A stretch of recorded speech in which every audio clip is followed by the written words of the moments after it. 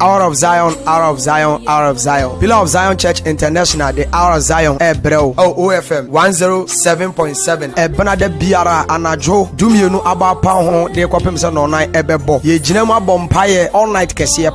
If you are down so, Area, no Mionu, Apemu Copim, Nomi, and Sabrenos, Yebesan Swiss Yadun Radiasem. I was home for Odij Media, which Yame, Aya or Sofo, Emos Asantia, or your Pillar of Zion, or Boase branch, Sofo, or no Nebetinum, Adia Radiasem, the Abreo, Tieno, Abrebiana, Minimso be Inshra, away Yesudim, Yamishra, Amen. Michamo, as we being can be a Yachia, Papa, Evangelist Akosewa, Daddy, may God richly bless you. A radin shall not anymore and show.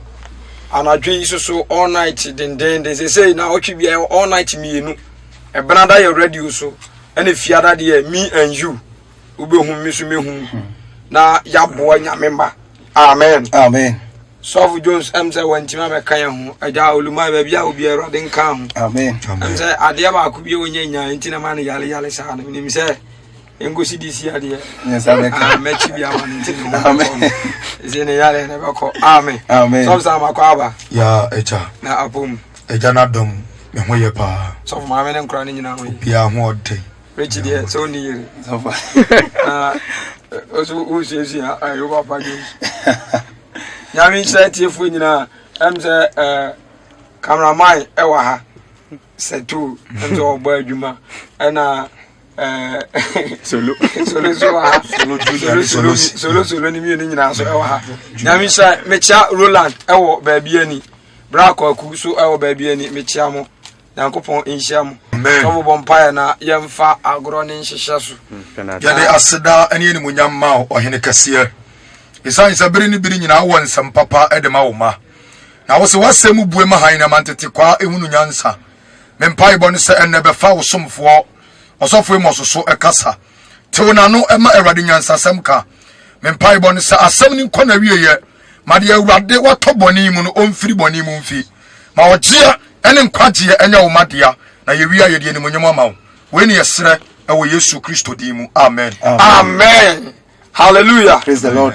Yeda Yesu ase Mr. Say we abo say minya so Bible mu na me fa mic pe na me ti se ejebi wuru so me mu na mi ntimi en control mu because ya na me hwe de ba na me yam esese me timi ta to sa anwom no me hwe na man fa wiase amfa mo mebu ote mu afo Yesu reba obefa ne ma na wato ase nipa be ye mobo se me hwe de eba na ene set rich ni so for some message and Erade fire so de aba no ye de back to net the whole word obi an comment sa asem na ye ka no etesa anase entesa I know say ebe bi madwi mu na ebi beti ase ebi nti ase e the problem ebeba I know it because other churches ni bi any leaders ni bi ase enya bone me ma te say obi a wo twa aburo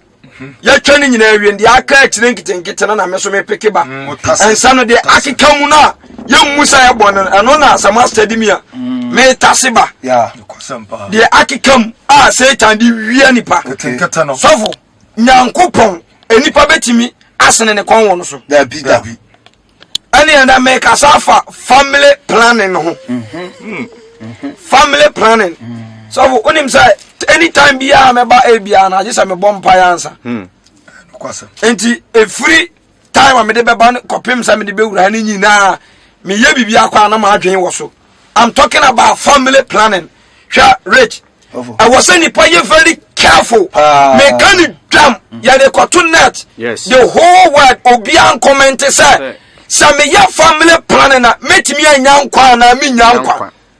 Family planning is abomination to God. Yes, chiwade yakase.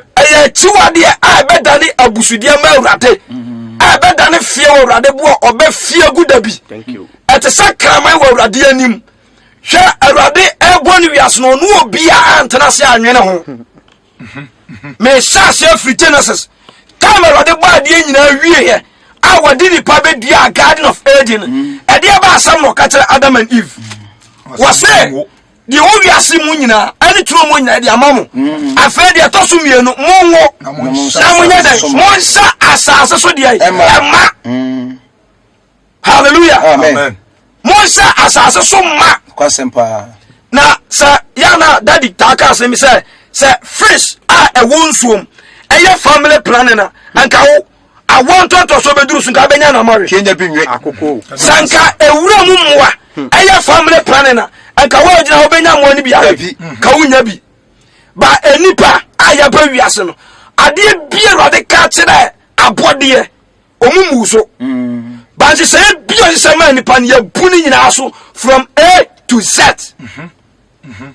rade ka kire apo se so bon frama no beduru anyana no a onsan konachi enti so bon no duru a no aka nyankopon asem no ko back asadi aya sama no ewura maboa o fa ne ba fie sadie na ncha na obeye dai obako because e ho ne ka kire ne sa ontena enti monwo na mondore na monsha asase so die ema enipa sana bible ne kan na tie abeduru stage bi say enipa ni bi say yani ankasa afedie ma wo ba ko mienu minwu biem Sana be breaker. meyere ankoya family planning onfa aduro nshare ho hwa me ka kire mo apostle bia ya apostle awudie bia ya awudie every family planning aya awudie aya apostle who kum nipa you go to hell some jum na abeko mama musa wa wutie men ha awade frɛ Abraham onu sa Abraham wo sai 8 mebwa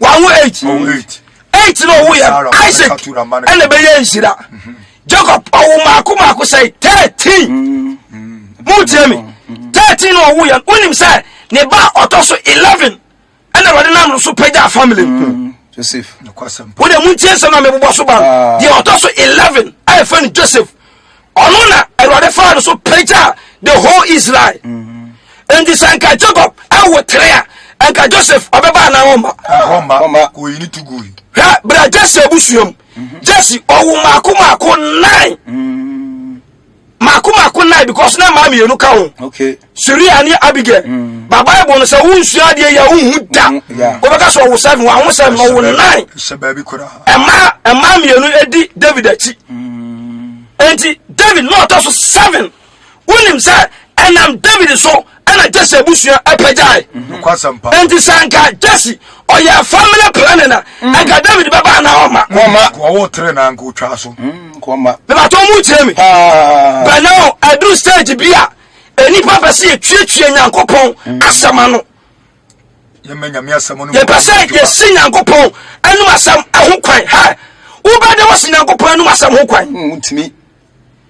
Bible say Genesis chapter 38 Abraham bi di mu asam ninia ewui ana de ne yere ma na wade oboni tiri mu say on pese ono oba no ebewo on pese ono oba ne bewo eni so ono oba ne da ne hunsu oba na wo yefiri oba no na wo pie gu fom atese wo sa condom pepe no wa ma die na wo sa condom you go to hell nyai kon na wa man hunsu no apie gu fom so obi no obi da no sa condom enso na kwa hefa Ekọ condom ni. akọ condom ni obi a oyigu hin wonim say ya condom ho so no work the same thing ni hu sania no apia gu ntan ade asem na Erade ka chen Erade bufu no Ku no. because of asem na ane ade na kwa na ye no wa ya abortion okum nipa en sa me ne oba beda me ne me yire beda na me mani numa duro na sperms na aba for me akra no esena aya abortion na nya abortion wo kum nipa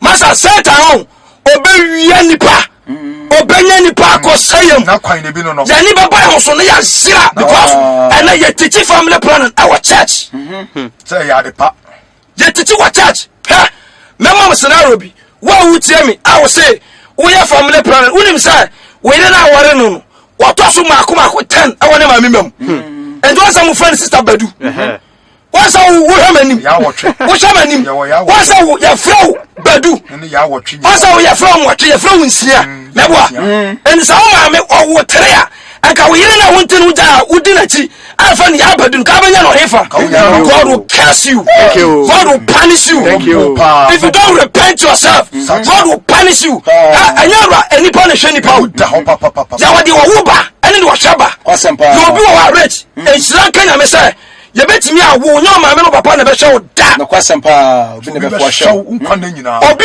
me kwa secondary school. Skani ba ko awo aikumase. Minim ne da woni tu ni ka. Eno fa mi tenam. Eno ko tua me ho enema nyina ono ne pick up. Nice pick up no ko tua ma me. Enti Paul be ka say me say mo wo eja mo wa hwafo pidu a. Mo ni eja nom de bebre. Yeah. Enti na tira say enye de wo ba ana twaba obi wo betimi awo. Enso rade ana mo bi so. Ana ba shawo mani nyina ama. No kwasem pa. Obi a wo 11 unim ko afa so feed ni ma. Ebia ni pay what eye 1 million. Enso nkra 10. Otiri feed wo nyina ama bosome ne so. Otiri feed wo nyina ama bosome so. Se okochi hospital sa hodo lie ya sa. Ayakoya family planning nyina ne sa. Yase ahokyera ba. Me ntimi nhwa nkran ha. Mame musamu adenti no obi aware 20 years 10 years 5 years one na yerete ope eba o mata da bi o mu da na o mu na adenti na eba ma Kwasampa ti mame musamu kwase se eba erade na ema anase nipa na ema erade na ema se ade se obi an obi da ya otimi wa adenti na bi mu timi ware no mu nya ba no mu timi apempa ebo apeba Masa, I was saying very careful. The brains are sad with me in the park was saying. Job chapter 9, verse 1. Now go Job chapter 38. And Nipa, what an answer, what's so going at this one? Would you say that they knew my Samso? Messi will be Piara or dear Duasan. They offer condom. They are non tablets. Sadina essential entire person complete to go to hell. Or say you straight. Shall you remember some here who did this? What their job do? That's all my member. Otosu do. And I'm being now. And it's like I want to sub bedua. Come here, Demina. God will punish you. When you want to nash off one hour. And you're paying the dish of food. And you're school the dish of food. And you're tempting the dish of council. When you see of a cattle, so about had Nimdio and for a sea form. Bible saying he passes a dear and no with this one. The Bible's going to bet so. I've any upon for a council. Say, what I won't cry, no one to me show on my dear. And you castle. Now I did tell him upon when you and consider good Bamayam. Spams now. When you do, I yet then a back up pat. Once acquire a fast one, a war about the Omoko. Almost I am fast. Now when the power tells so, what to me as Sanka or the Tilimupo, say me my name Bem and Neduma. Me say made to public or be uncommented oh as of for leaders and penny for our for mon charge from baby I made a satian. Ever do baby I make come bedroom. Sir, mon comment sir, some na make come. Ayasa ana entesa because they know yeah no me hu suo no egu fom yeah ana me no bad am use condom me hu suo no egu fom what I say the same thing and the same mo bedroom na me fa na spams asaya eno pa na nya pe Job chapter 9 verse 1 Job chapter 9 verse 1 was it Job mi aye obi ntimi na otumfo ni asie why na bet me no otumfo adi asie na he obuje so say otumfo nya ai kumase na otumfo wasemo ya ka otumfo a janye otumfo e the king of kings and the lord of all you so dey na kwa na asase ne na so tiaso ne wasam na make to so was it na Job je so say ampalem say tesa ampa minim say etesa no dasani beti nyankopon anim say odasani beti nyankopon anim say say obeso ni yiyi anu a so obeso oni ni yiyi anu a ontimu mu ya na pemu baako obeso ni awade adenti ana anim say minister no mama ko ne oba anyem say on person yo family planning ana oyire ne nabiem ne na tieni say wo say ana obi ka asem bi kire me asesofo me yire wasa akonyem tie ba wumienu tie ko bompae aka cheru ade se ma omaye ngu piem nam se dan kwase asam no ene ya ubo wie aka cheru ade se wa home abre enti mo wo ma wo humi biem and so person atanase ebe possible and possible and the sound person uba ubiam dia and yasofu eno yire anabiam chechirewade no asole ba eno yire anabiam chechireboss mudi wiase ti saa uba woni bete na ati asole dem ye kire o makuo so na wase ayira ada to aso wase akoma nyansafo ni tumi mo akoma mu nyansafo ani tumi mo hodenfo no ani tumi mu de hodenfo wano ase no kon so wona so ye wase wona ya dey ase no kon wona so wona ya dey ase no kon wona so entime sarwade pese obi ba wiase na mese me mane ma se ne me kon wade so na asa me se ne me kon sene enti sa me yasa ade na ebesi mi ya na ensi mi ye Chirumaba. Winning quite rather for Sushanipa. Meminianum, your door super. Na yenim say, ABM penning for Metro man, a Cassifo woman, a been a bedica quabruch, Banim, Adia Radia. You would dimmy a ticket and what the car quabruch. Amen, praise the Lord. To dim a ticket crown, honor Abasan quabruch and penning for an your free course school, you know, be a scholars with that. You would talk to a catch in a cry, category. On a scholarship first in our family. I was setting record. Master, when you inquire about the first training pa, when you inquire about the first so many papas are serious. Now every hey, now they are say the baby at 1 time, and then you know obey you no say obey at 1 time. When you say as I my idea, Jadi baby baba we are seeing now. Hepatitis, hypertension, stroke, fiber, honey free. It's me, ma. Not as I idea, young person be anywhere. Where are you so between Chanoa? Ubenato, Debbie. Be bien and now it's me open floor. None less for but no ye teach. Near teach. Yes, I could carry a solid crowd for Methodist. Or much less than second dose. Hey, Sofu, you are going to hell. Bible someone didn't friend yet. When you have a question, and tomorrow, crime, madam, straight. Yes, said, ya come, ya come. And I had the end of my maybe the same could do more. Let's say, baby, I never do wrong. My do took us a new pepper. Not just over what they can say. Also, would do my time. We sell a Tokyo, make a dozen time, who did my time. Sana is obedient, Oka. Siren was somewhat to ready on the soca. Also, our fellow, also who were fool. I know Kadaka, I know, and feel the dish off. I know what to the cell. Yansa condom say, and the bar on one Kayana, software necessary. And the one to Mwana, and the one Casantramo, and the one you might. So for ne day yate. I want you matai. Hey, asama do pray dey mo bio. Upon a song. Say akwano, aso nante ye free. Which me baba won sam. Which me tumri ka, which me dey opa bia. Ba wie ye ne asem. No ne asem no. Awie ye ne asem so nya tom. Na ko hu dey tuam a. Enti bonsam dem Obia beka mi hu yanka. And I know it's always at last. Sasam Obia beka bi obunsam dem. Ana kwasiafo kwa na beko ha da bia meka. Nyasani bia no beko obunsam dem. Nyasani bia no. Enti hwan na asene ne kon. Awa ade so. Na ye dai. Na sini ye peto so. Wo se otutu me pompetu mu. Sai na nkopon na unsuro no.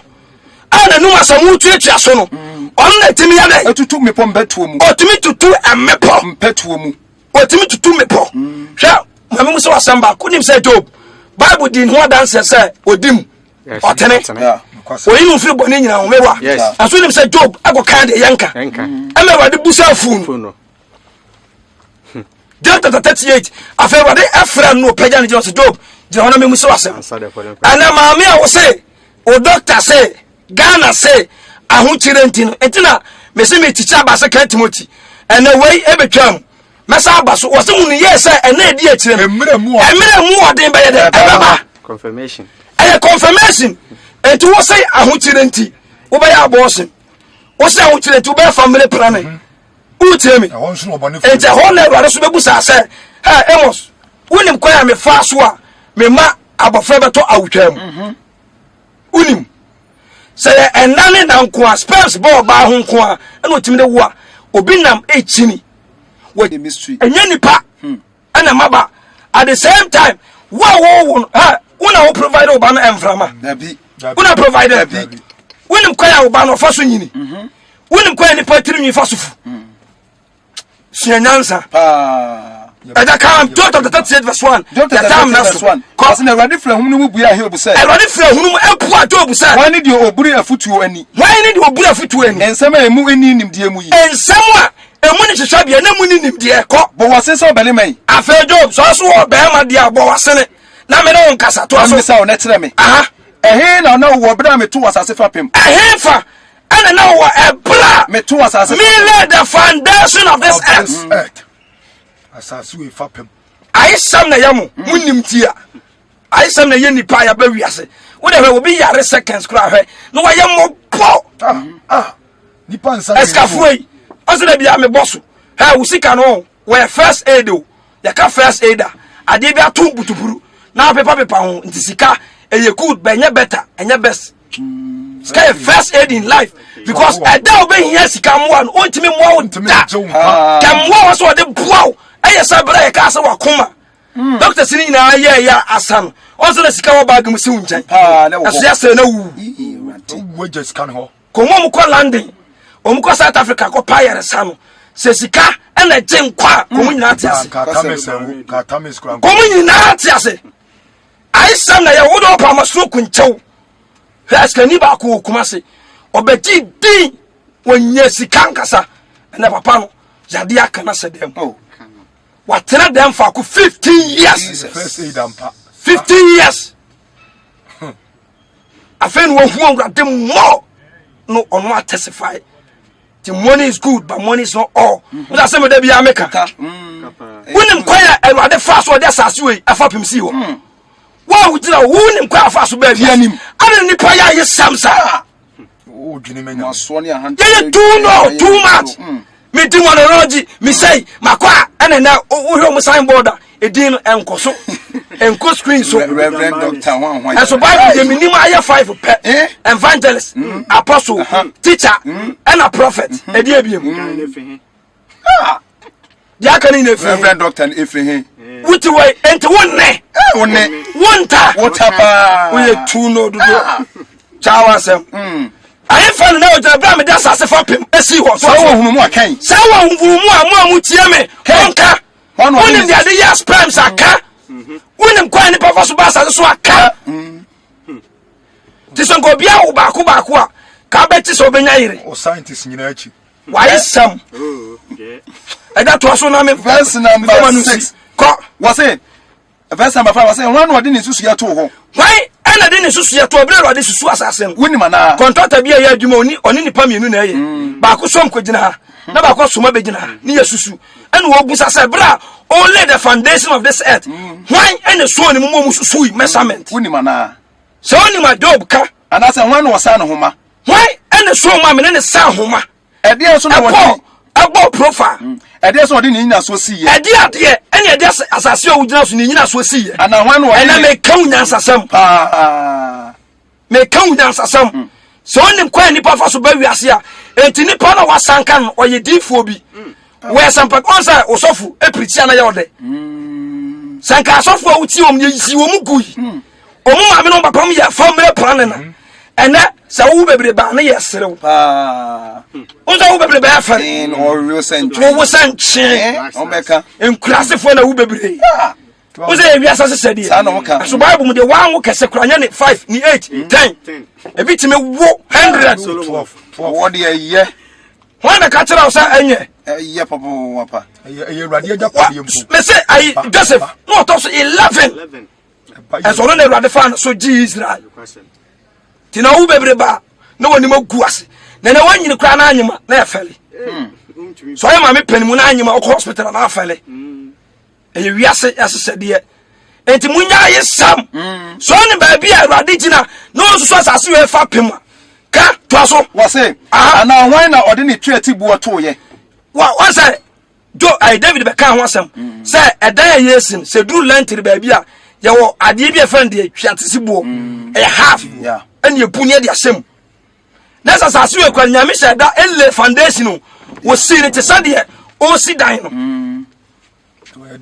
tu de o mimu sa hwe busa kwan ni papa so nyini baako timi so de ade twa utira no kakra bi a hu ehini bi a ho enso da bi afu a na efu enwi nwu utirim efiri hen amen adakora woni kata kwa be na afa so da a woni kata enipa ya ye sam papa mama utie me obi antisivu sakoye family planner you go to hell and throwing a challenge and you should comment on it santesa improve me ya famous my pon ya misrao my number is 0249 412989 0249 412989 your Pillar of Zion Church ya so de bi woni wadu ase ebi wo bekwai ebi wo akokare ebi wo boase be Kumase ni ada towns na kan bebere ho ba yan patam ha de ba bi ebi wo ye ni wadu bi ase akokare bekwai ana boase ye hia wo go finger ana kwapia ente bia so ebi ba do mpase ete be sram munya ready ba bia ni fo so ebi ba ho ba wa kuri Roland nyame e sram banyam kase e wo Yesu Kristo dim amen biala wa ye credo se obehunu wa henie no fa semi so fa je ne nkwa ya brebo ni fo Satan ase efiri so no na obesore etia wa asem ni tumi ma o ma na ma nam so de ehunu nkwaje said yo na mo ba so de baaye wo Yesu Kristo dim amen Suma nyame nhyira wo na wo so ya